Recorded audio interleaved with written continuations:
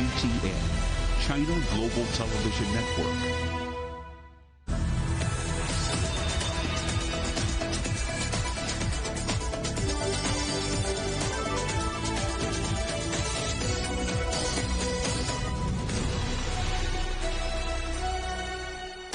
Live from London, this is Global Business.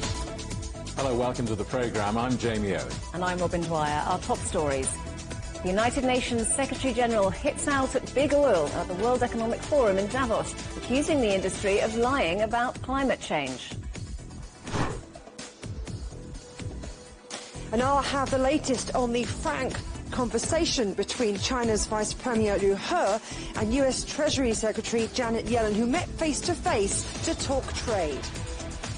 Our other headlines: inflation across Europe and the UK eases slightly as energy costs dip, but consumers are still feeling the pinch. The UK's health service brought to a standstill as nurses stage a two-day strike. Now ambulance workers announce 4 more days of industrial action. An investigation after a helicopter crash in Kyiv kills at least 14 people, including 3 senior officials and a child. And Russia's might means Moscow will prevail in Ukraine. The message from President Vladimir Putin.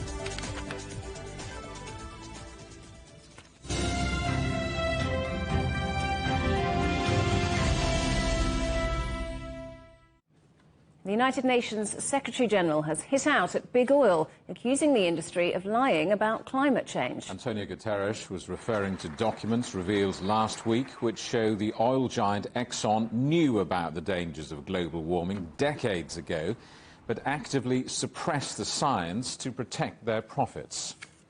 Guterres was speaking at the World Economic Forum in Davos, and our correspondent Juliet Mann is there. So, Juliet, this was a hard-hitting speech from the UN Secretary-General. Oh, yes, Robin. Yes, Jamie, he was pretty blunt, wasn't he? He said that the world is looking into the eye of a Category 5 hurricane. It was a scathing speech to global leaders and business chiefs.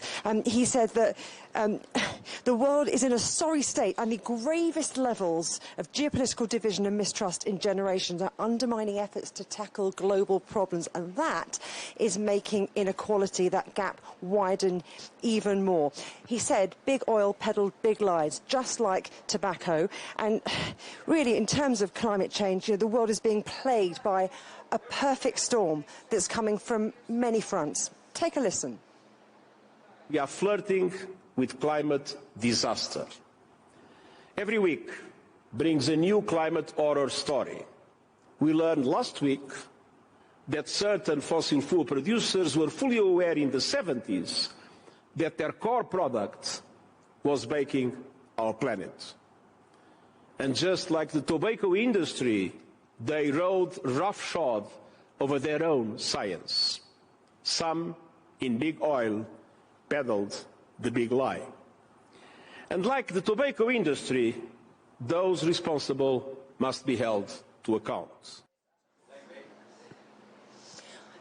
Economic growth, human capital, climate, energy, these are all big themes running through Davos, and they're all interlinked.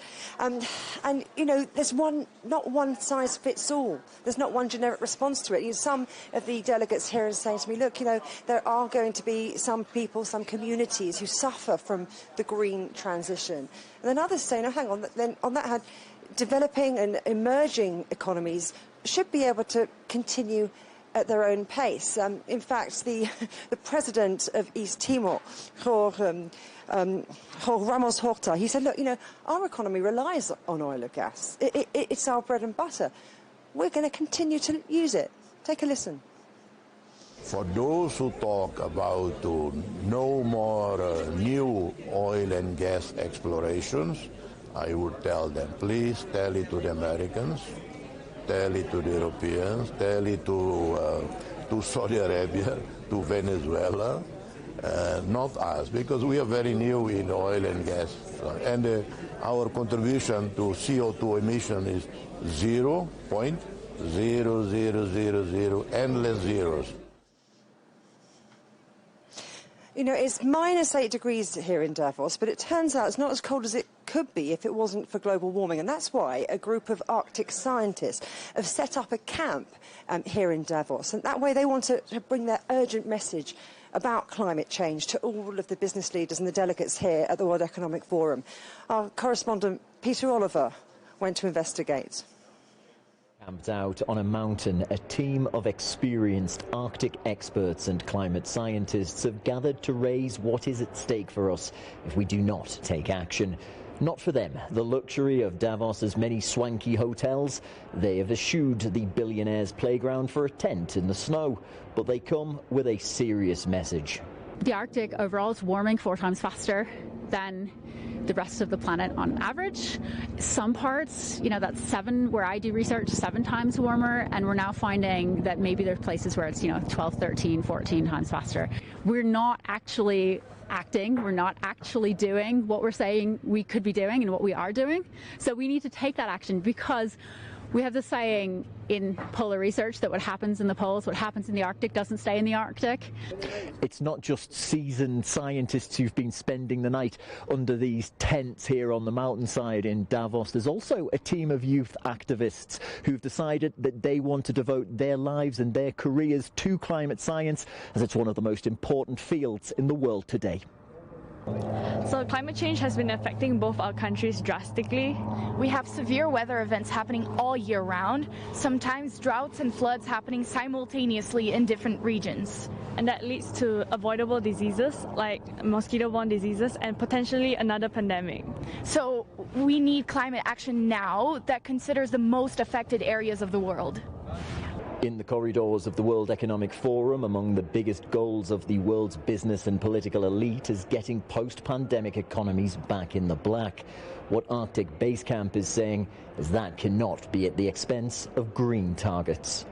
I'm from Canada. We're seeing an massive increase in wildfires, floods, extreme weather, permafrost thaw. All of these things are affecting everyone daily. And so, climate science is one way of answering these questions, but also finding solutions. Heading up the base camp team is Professor Gail Whiteman. She was charged with addressing the forum directly and spoke to me just after about the importance of speaking science to power. That the material risks for our economies and our businesses and our supply chains around the world are going to be hit hard by the Arctic and by the larger polar crisis. So there's no way, no matter where they live, where they work, what they do, that they can avoid the impacts of the polar crisis. Now, what can we do? Well, the first thing absolutely that we have to do is halve emissions by 2030. There's no magic bullet. There's no geoengineering solution that's just going to fix it for us. We know it's going to fix it, and we have to halve emissions. Summer Arctic sea ice is shrinking by more than 12% every decade.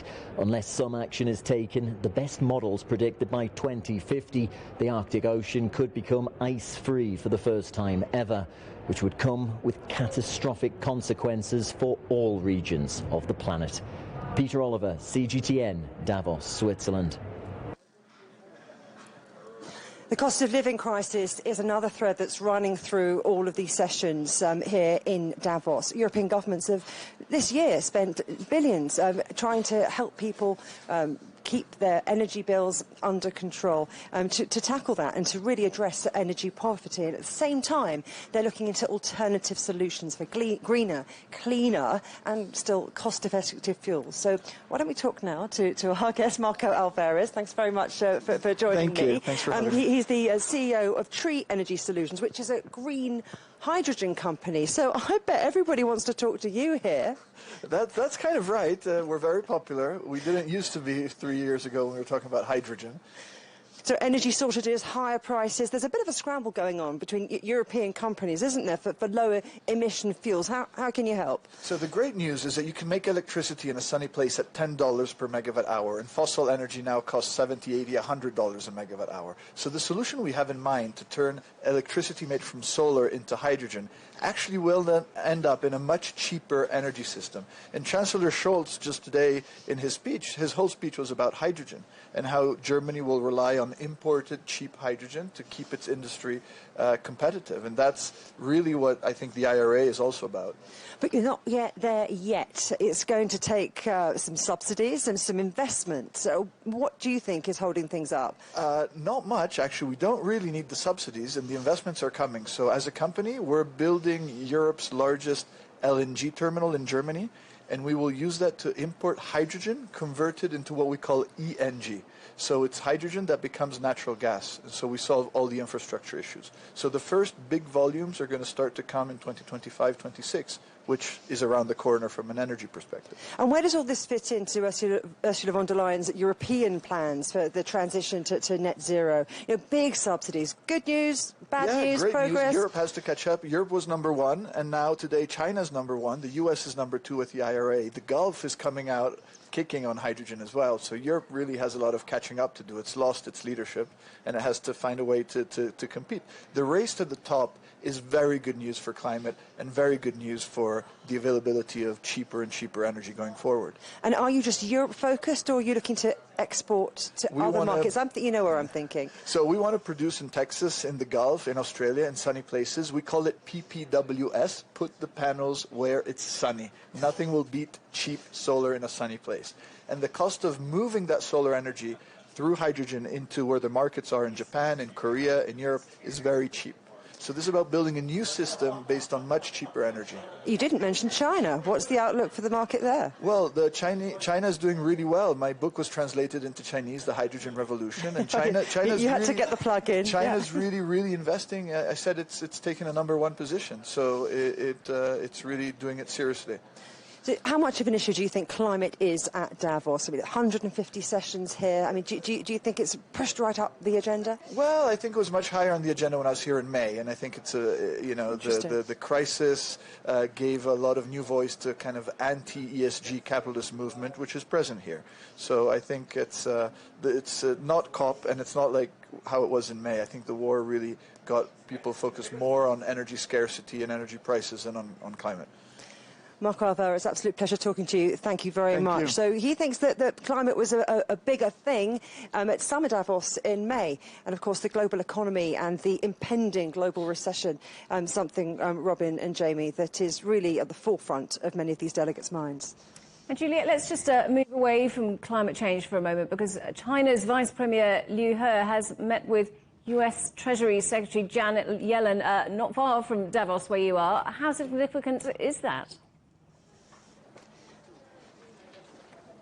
Oh, it's really important to deepen communication on things like macroeconomic issues, on financial issues. It's all about working together to address global issues collectively, and particularly things like climate, particularly things like the economy. And it comes, of course, after President Xi and President Joe Biden decided to do this. They wanted to. They pledged that they were going to have senior officials get this kind of dialogue going when they met in November in Indonesia. And so this is what this is about. But they talked for 3 hours, Robin. They talked about a number of things, covering economy, recessions. They agreed that they both take steps to avoid recessions within their respective companies. And they talked about debt issues. And then, of course, big Davos themes like food security and energy as well. Janet Yellen said that the talks were really frank, they were constructive, substantive, really candid, and that she looks forward to travelling to China and also to welcoming Chinese delegations, or her counterparts, to the United States as well. I spoke to Axel von Trotzenberg from the World Bank. We were talking about how I help developing economies to bring them up, and he said that dialogue like this is a really, really encouraging sign. I always think that it is good news when everybody dialogues, which is you can have different opinions. But I think it is important for international corporations that the two largest economies of the world are in permanent dialogue, see where there are areas of cooperation, and that could be very good news for developing countries. And what do you make of China's latest growth figures? What effect do you think that's going to have globally? Well, I think that, you know, China went through a very tough year last year, particularly related to COVID. The lifting of COVID is maybe bringing a brighter prospect. I don't want to speculate where this is, but I could well see that economic growth will be stronger as a result of the ending of COVID restrictions. And those encouraging signs for the global economy is something that I'm hearing from a lot of the people we're talking to here in Davos. Jorgen Randers, he's the legendary economist and author of Limits to Growth, says that he really thinks that East and West talking to each other is super important. There are going to be differing views, but he issued a call for unity and saying there's really no reason why China and the United States shouldn't be working more closely together. I don't think the antagonism is actually going to make life very much more difficult for China, but it is certainly influencing negatively the attitude, the global spirit, so to speak, in a totally unnecessary manner, because it would be totally easy for the West and China to coexist, both pursuing their own goals in the different manners. Well, global leaders and business gurus are here to really get moving on transforming the global economy. But you know what, Robin? There are very, very differing views on how they're going to power that future. So we're going to be here all week to find out what the ideas are and what really makes business sense. Well, Juliet, we will catch up with you again tomorrow. That's our correspondent, Juliet Mann, in Davos. You're watching CGTN. Still ahead, reasons to be cheerful, candid and constructive. The first meeting between China's Vice Premier and the US Trade Secretary.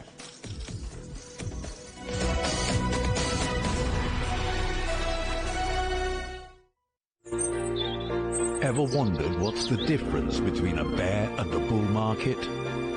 Where are the cash cows? And who are the lame ducks?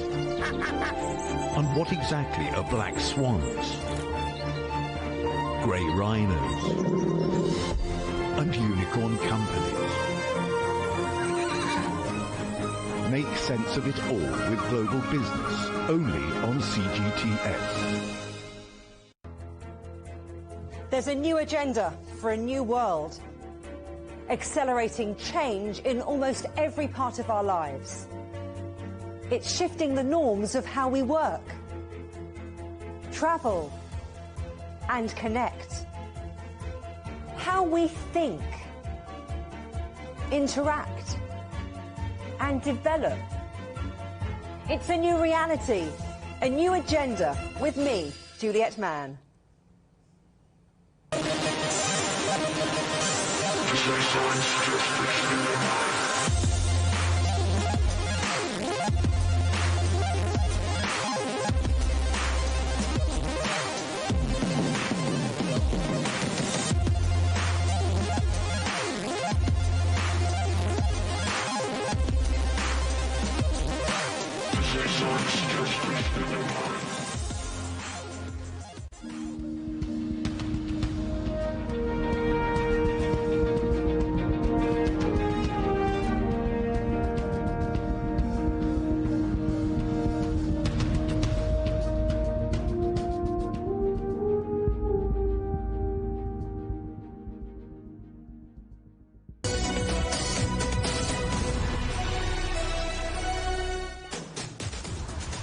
Welcome back to Global Business Europe. Just a reminder for you that CGTN is available to watch for free on all the major digital platforms, on Smart TV or online on Roku, Apple TV, Amazon Fire and Android TV, YouTube, Dailymotion, CGTN.com and the CGTN app, and in the UK on Freeview. Inflation has fallen slightly across Europe, across the Eurozone in December. Price increases eased from 10.1% in November to 9.2% in December. Helped in part by the cost of energy, which fell more than 6.5% on the previous month. In the UK, inflation fell back slightly to 10.5% in December, driven in part by a dip in fuel costs, but it's still being pushed close to a 40-year high. Households continue to feel the pinch as the price of basic foods like cheese, milk and eggs went up by around 4.1% between November and December. And that has led to the biggest annual jump in the cost of food in the UK since 1977, a 16.8% increase in the year to December. Well, let's talk now to Vicky Pryce, distinguished economist and the former joint head of the United Kingdom's Government Economic Service. Vicky, welcome back. Lovely to see you. And I guess an obvious question is, given that oil prices are down, wholesale gas prices down, why isn't inflation falling a lot faster? Well, those oil prices have helped. There's no doubt about that. That's why we've seen a decline now in the last couple of months. But remember, the UK has seen quite an increase happening in October when electricity prices went up. Yes, there is a price cap, but there was still an increase to that price cap that most households had to put up with. And yes, there is help given also to businesses, but that is limited. So what we're seeing in the UK is that there is considerably less help, which is provided to stabilise energy prices and has been given over the last few months by comparison to what you've seen in Europe, where almost from the beginning of the crisis in 2020 there was considerable more support to households and to businesses, and we've seen the impact of that over a period of time. So inflation has tended to be lower in most countries than is the case in the UK, and the fall that we've seen recently has tended to also be faster. So we have now places like Germany. Okay, Germany is still at around 9%, but we have had lower inflation figures now in places like Spain and in France, which had put a cap on electricity prices quite some time ago. But we've also seen a reduction coming in places in the Baltics, which are very close, of course, to Russia, and which were most affected by what was going on in terms of the war in Ukraine and the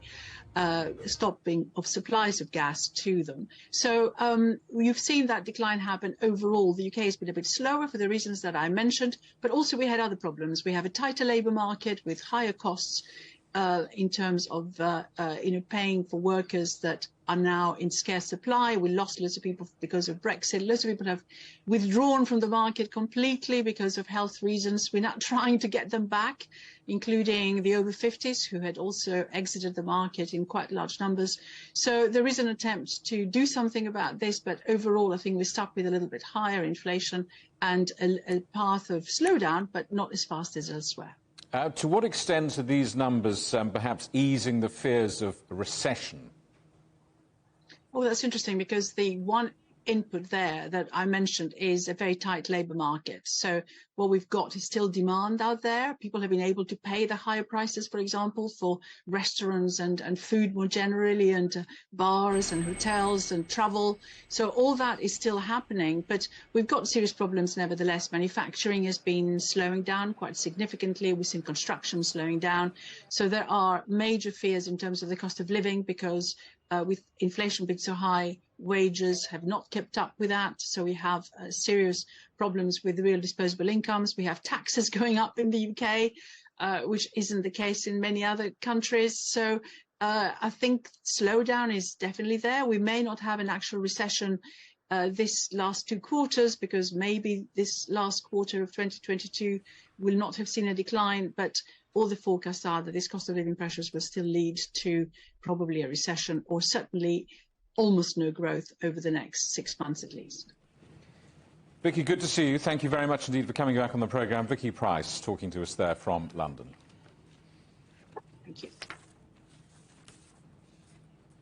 A wave of strikes in the UK's health service is set to intensify as ambulance workers announced 4 more dates for industrial action in England and Wales. Nurses in England have begun another 48-hour walkout to demand an above-inflation pay rise. Patients have been warned to expect serious disruption. Government ministers say substantial public sector pay awards are unaffordable and would fuel inflation.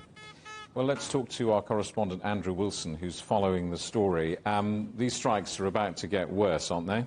Yeah, I mean, everything you said in that introduction is true. It is tough on the public purse. There is not very much money knocking around for the government to start increasing public sector pay, particularly now as almost all elements of the public sector pay band are either involved in industrial action or considering it. So they're looking at a good, healthy few billion on top of what they need to pay in the economy if they surrender or give in to all these demands. But it does look on the other side as if the public sector workforce is doubling down on its threat for industrial action. The nurses who only in December we were saying it's historic, the nurses are going on strike. Well, they've planned another 2 days with the ambulance workers along with them as well in February. They've got 2 consecutive days, today and tomorrow. Ambulance drivers have got 4 in total planned for the next few weeks. We're looking at transport sector on strike last week, this week and next week as well. And even the Environment Agency now, a little thought about or talked of agency, which is in charge of rivers, of sewage, of coastal safety, of flood protection. They're now saying in a row over pay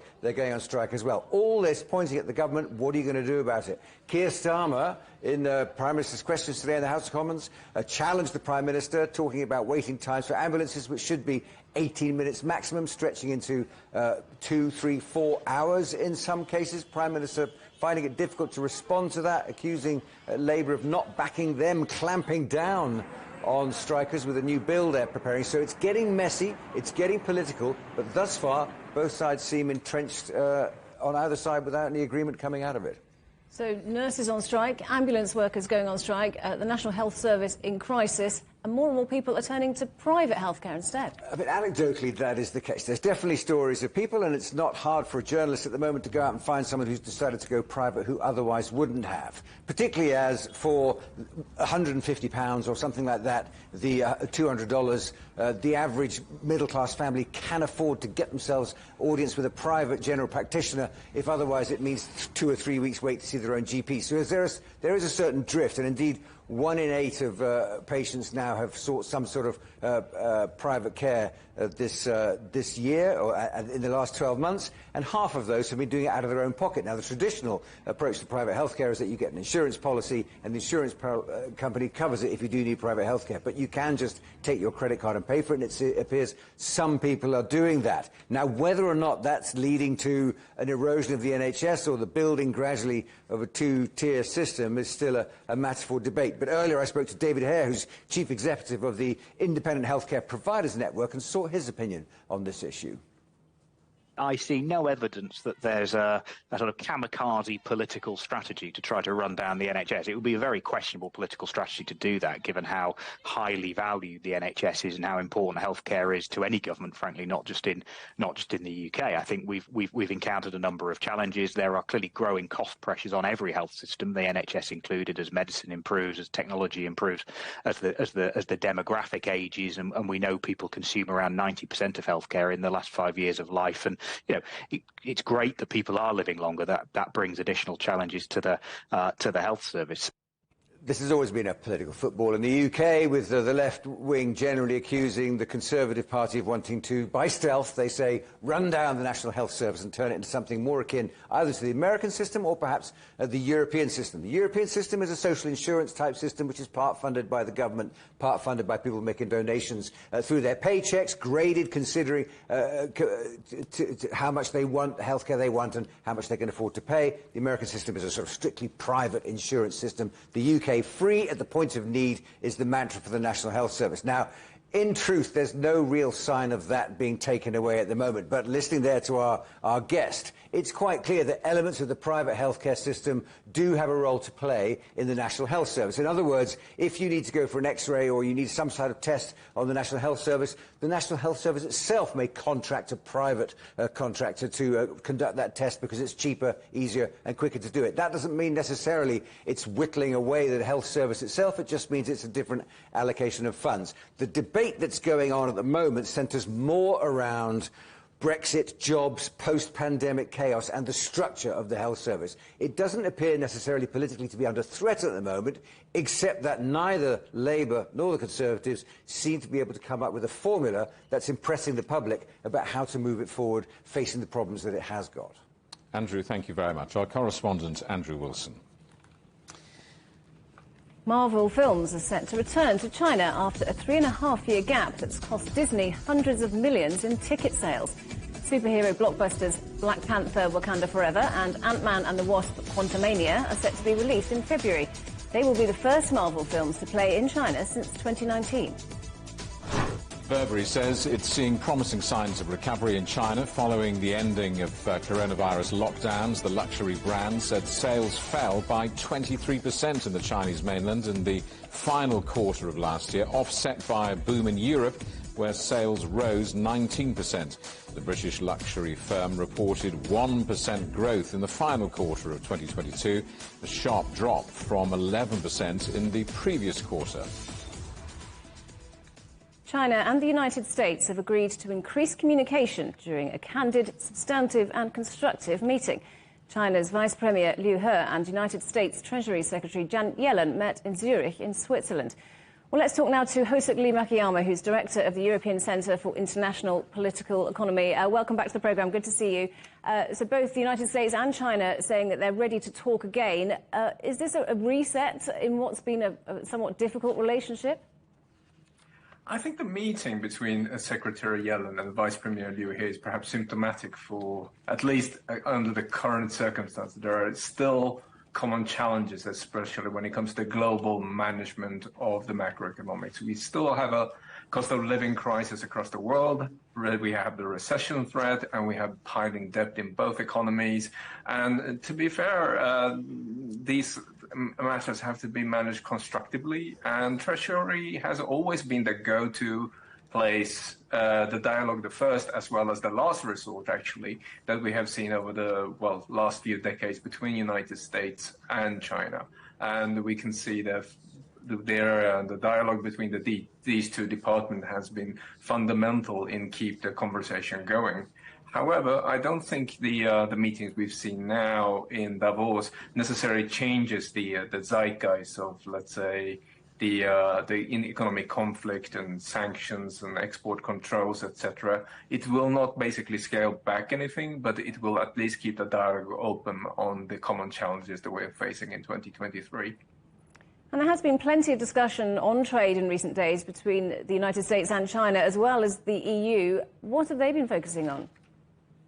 Well, there's no secret about the fact that there is a three-way standoff between United States, Europe, and China. And I think also Biden administration has been struggling to convince its European partners that, basically that the EU should basically swallow the recent industrial policy, not least including the Inflation Reduction Act, in order to curb China's prowess in manufacturing and the global markets. And at the same time, Europe has been abundantly clear about the fact that the IRA and other measures is actually not targeting China at all, but it actually attacks United States allies like Europe, Japan and Korea, etc. So we have a situation where basically there is a competition for industrial policies and industrial subsidies going into the economy, as well as each and every one is trying to actually outcompete each other in public spending. So you talked about competition there. Do you think we're going to see anything like a trade war? Will this escalate, do you think? It's hard to say a trade war because, let's be fair, Europe and United States have been commercial rivals as long as they have been in existence. I mean, ever since the 60s, and I'm actually talking here about 1860s rather than 1960s, they have been each other's worst rivals when it comes to the global markets because they compete in similar products. Now, what we've seen at Davos is an announcement of a counter strategy announced by the European Commission President von der Leyen, which goes under the name of Net Zero Industry Act, which is carefully balanced in order to make sure that Europe does not actually pay the bill for US industrial strategy to rejuvenate its economy. And we are looking at a package of not just the industrial subsidies across a number of sectors in the greening the economy, as well as batteries and digital and green sectors overall. But we are also seeing a number of loosening state aid rules, and for the first time ever, Europe has actually announced a sovereign wealth fund in order to allocate public funding into the open market. Hosak, good to talk to you as always. Thank you for joining us. That's Hosak Makiyama from the European Centre for International Political Economy. You're watching CGTN. Still ahead, a corruption scandal at the heart of the EU. An alleged leader of a criminal network agrees to spill the beans on who was involved.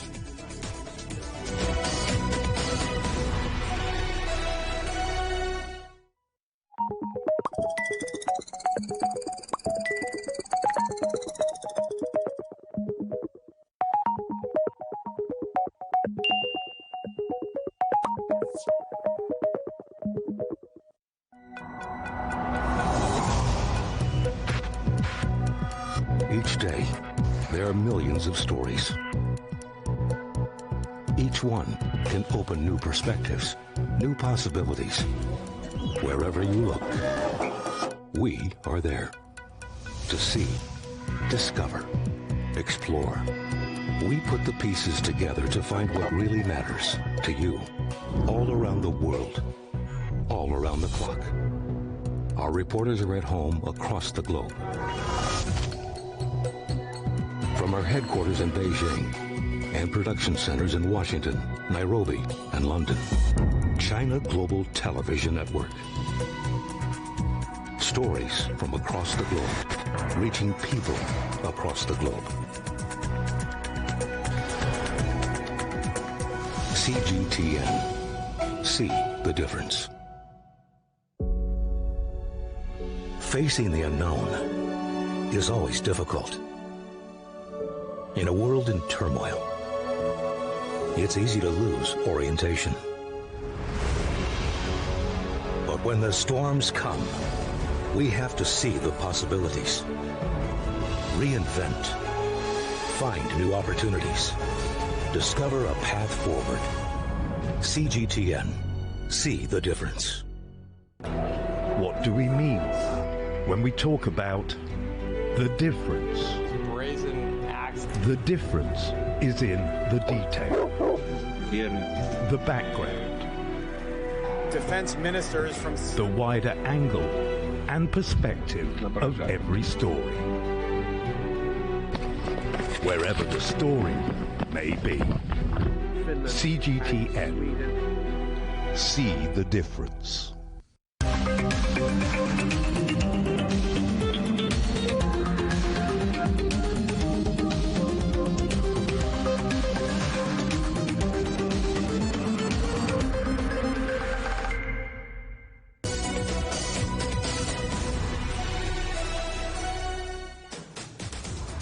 Welcome back to Global Business Europe with Jamie Owen and Robin Dwyer. Our top stories.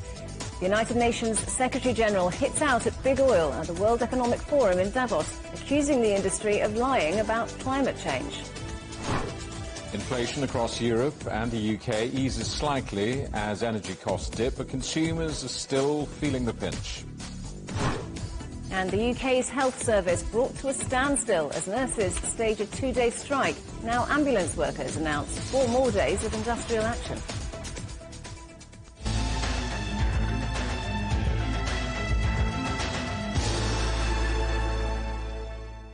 Ukraine's President Volodymyr Zelensky has described the helicopter crash in a Kyiv suburb as a terrible tragedy. An investigation has been launched into the incident, which killed at least 14 people, including 3 prominent politicians and a child. Our correspondent Luigi Barkhill reports. Amid the horrors of war, an eerie silence. The aftermath of a helicopter crash that's killed the highest profile casualty of this war so far. Interior Minister Denis Monastyrsky was in the aircraft when it came down in Brovary, an eastern suburb of the capital Kyiv. 8 others on board, including the deputy minister, were also killed.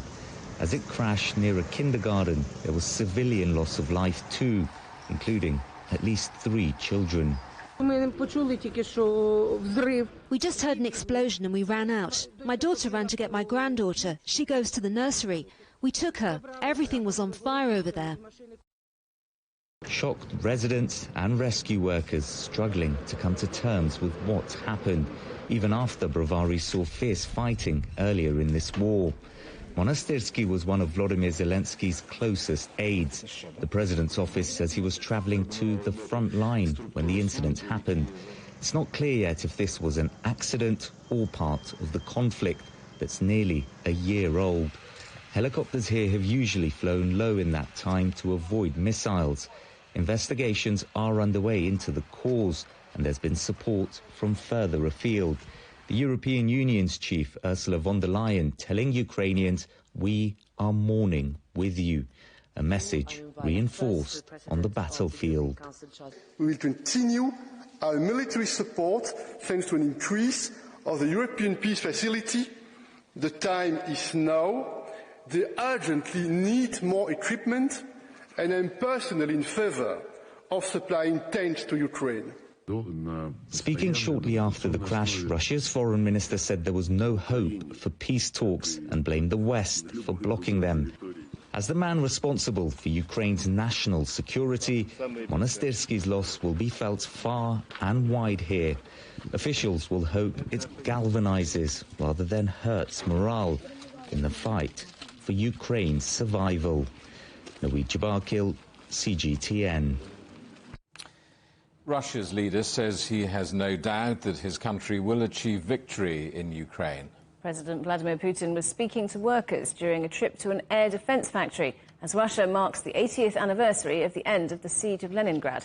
Earlier, Putin said Russia's efforts in Ukraine were aimed at ending the war. Well, our correspondent Stuart Smith is in Moscow for us. Stuart, what has President Putin been saying? Well, he's been doing a lot in St. Petersburg over the course of the day, and this is something that was on his calendar for a long time, as it means a lot to the president. The end of the siege of Leningrad 80 years ago. St. Petersburg, as it's now known, back then the Nazis had surrounded the city and were trying to starve people out in order that the Soviet Union would give the city up. In the end, it didn't, but Vladimir Putin's mother nearly died. His brother did die, and it's had a lasting impact, according to his own personal recollection of events, and also historians who have followed the president, about how important it was for him and how much of an important moment it was for the Soviet Union in its defence against Nazi Germany. And so today he's been talking to governors of St. Petersburg about the work that they're doing. He's been talking indeed to workers, and there is where he made the statement that because of their work at this weapons factory, because of Russia's industrial production, it's able to he says it will succeed in the special military operation against Ukraine, as well as other factors like the bravery of Russia's soldiers and things like that. Here's what the president said earlier in the day. There are certain things that never went away and which form the foundation of our victory. This is the unity and the solidarity of the Russian people, and, in general, of the Russian people of many nationalities. It's the bravery and the heroics of our soldiers in the special military operation and on the front line. And, of course, the work of the military-industrial complex.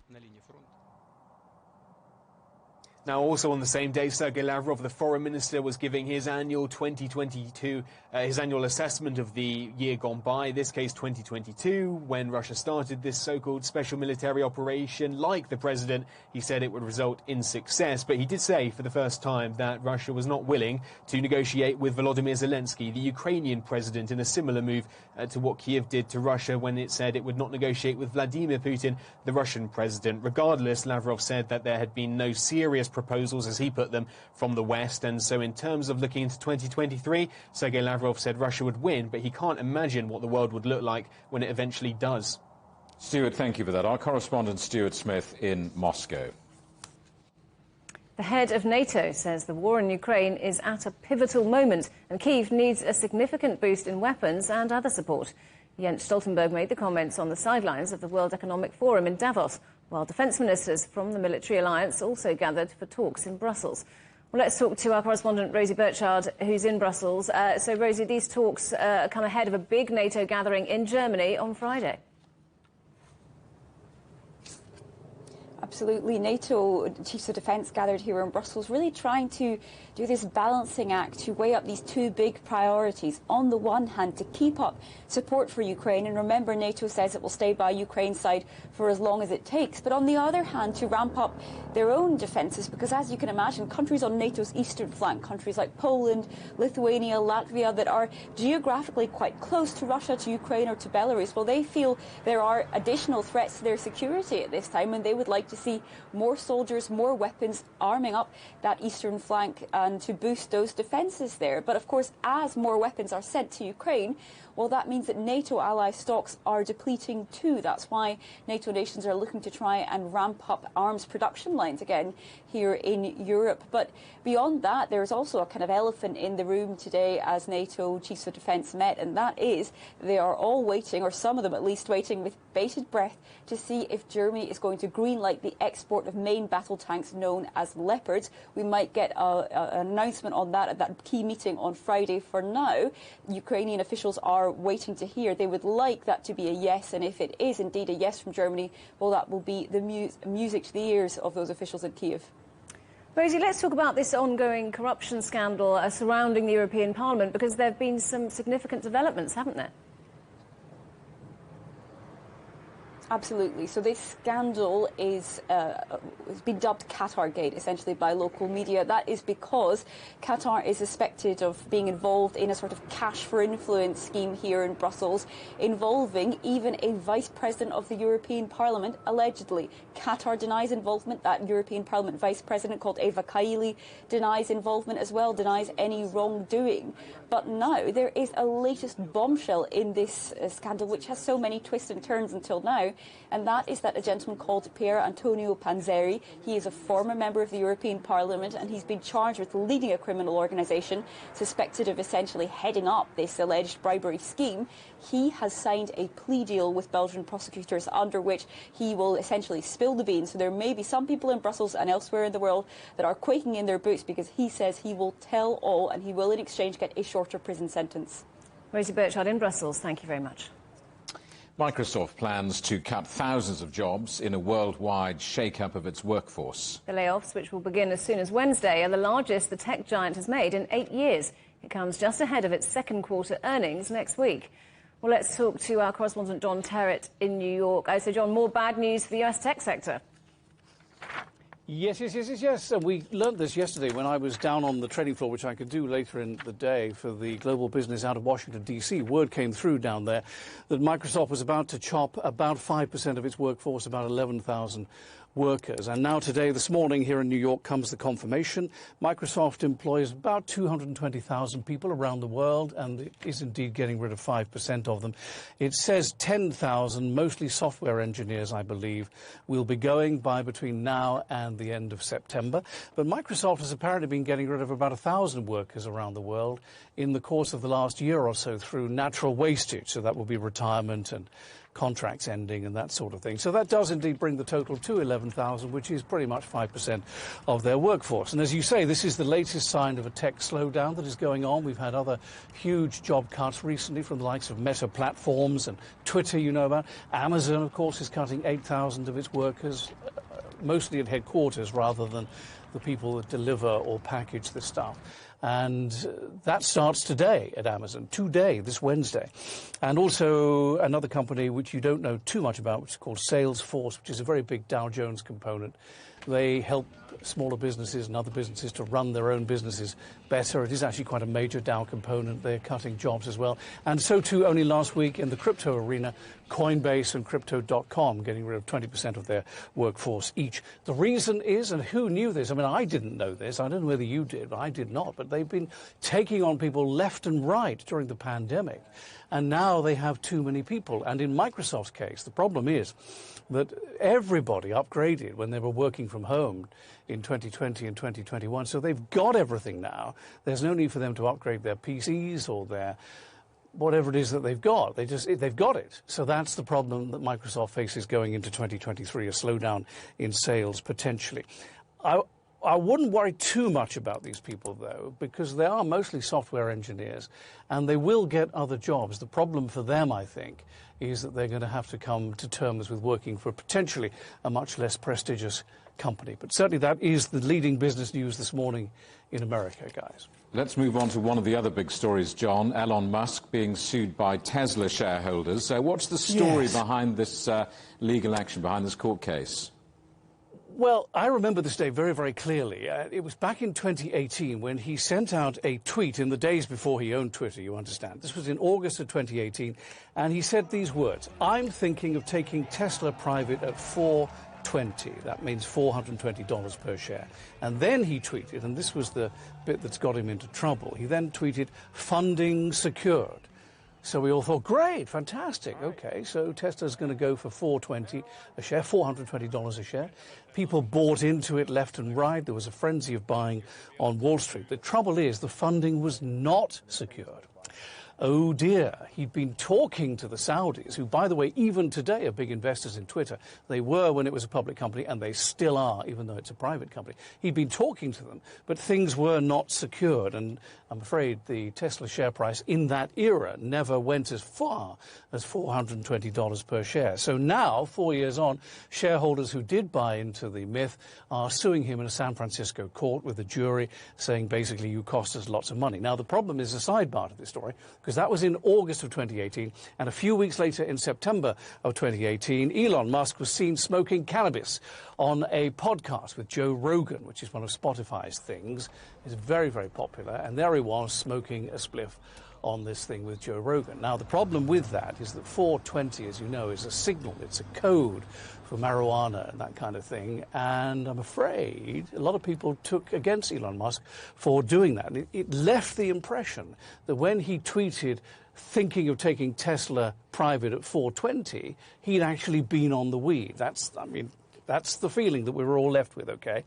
And so, you know, that's really the problem that he faces. And this is a case coming up in San Francisco, which, of course, oddly enough, is where Twitter is based. And the other thing I wanted to say about that was when he was seen smoking on camera, it created a lot of derision from other CEOs. Because when you are the CEO of a public company, you know, you are a captain of industry. You're in charge of the whole thing, just like the captain on the bridge of a liner. And a lot of CEOs felt very badly when he was seen doing that. John, thank you. And thank you for the hand illustrations as well. I think that better informs the story. Good to see you. Our correspondent, John Terrett, in New York. You're watching CGTN. Still ahead. For the first time since 2001, a top seed is knocked out in Melbourne in the second round. We'll take you to the Australian Open next.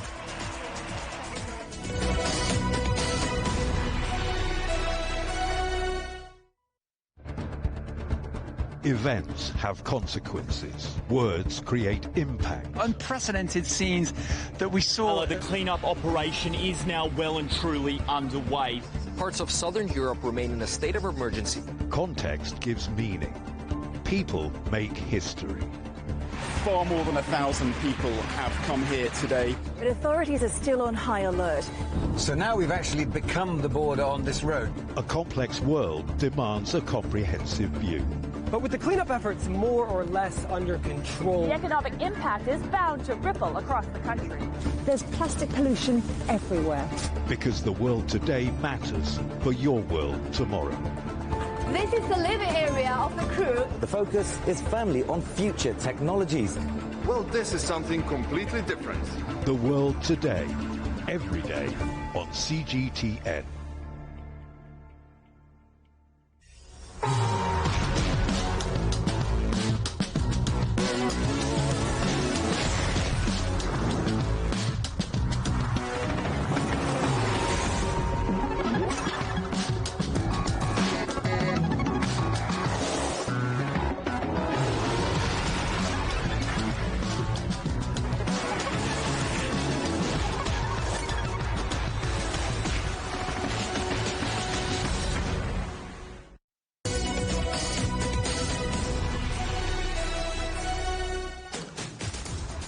Hello, welcome back to Global Business Europe. Rafael Nadal says he's mentally destroyed after his Australian Open title defence ended in the second round. The 22-time Grand Slam singles champion struggled with a hip problem and was knocked out by American Mackenzie McDonald in straight sets.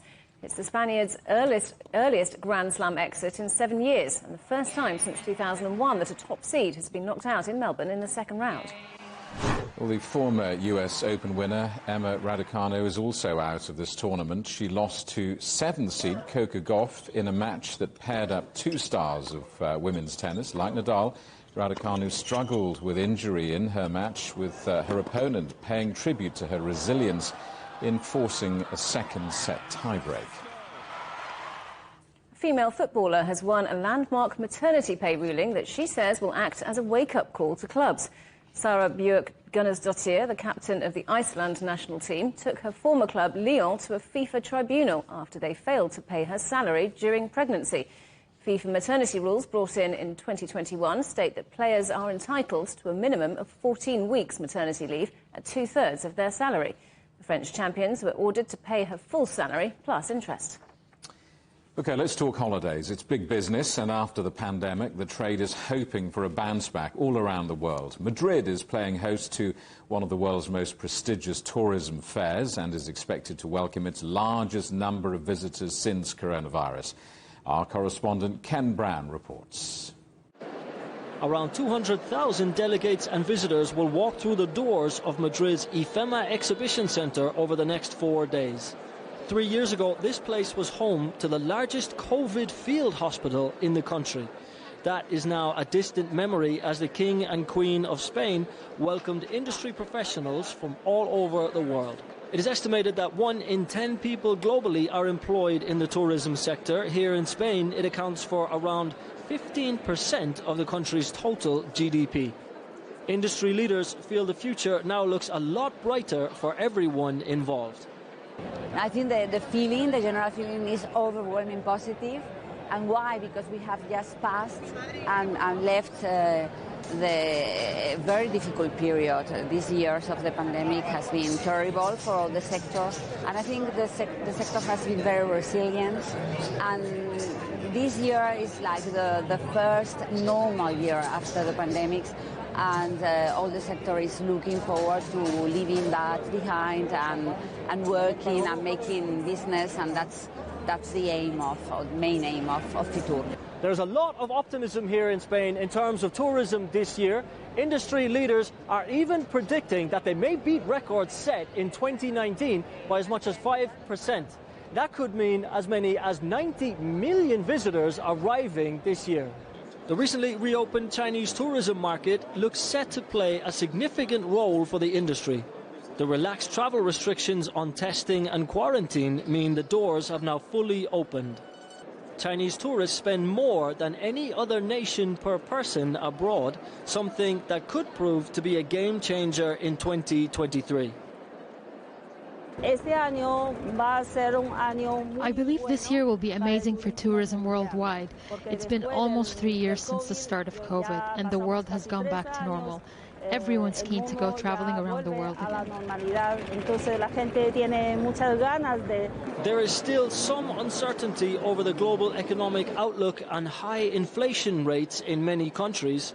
But for now, it seems the desire to travel has outweighed other concerns for those keen to get away. Ken Brown, CGTN, Madrid. Now, with just a few days to go until the Chinese New Year, CGTN Europe has asked people from different countries to choose poems linked to the new season. This is Johann Knapp, a geologist, with links to China, reading Spring by the English romantic poet William Blake. Sound the flute, now it's mute. Birds delight, day and night, nightingale in the dale. Lark in sky, merrily. Well, there's that verse and many more on CGTN Europe's social media platforms, and check out europe.cgtn.com for your guide to the Spring Festival. The headlines again. The United Nations Secretary-General hits out at big oil at the World Economic Forum in Davos, accusing the industry of lying about climate change. Inflation across Europe and the UK eases slightly as energy costs dip, but consumers are still feeling the pinch. And the UK's health service brought to a standstill as nurses stage a 2-day strike, with ambulance workers announcing 4 more days of industrial action. That's it for Global Business Europe. Thanks for watching. More on all of our stories at europe.cgtn.com, and do follow CGTN Europe on Twitter, Facebook and Instagram. We're on smart TV apps, Roku, Apple TV, Amazon Fire and Android TV, YouTube, Daily Motion, CGTN.com and the CGTN app, and in the UK on Freeview. Coming up next on CGTN, it's Africa Live. We'll see you again tomorrow, same time, same place. From all of the team in London, it's goodbye. Goodbye.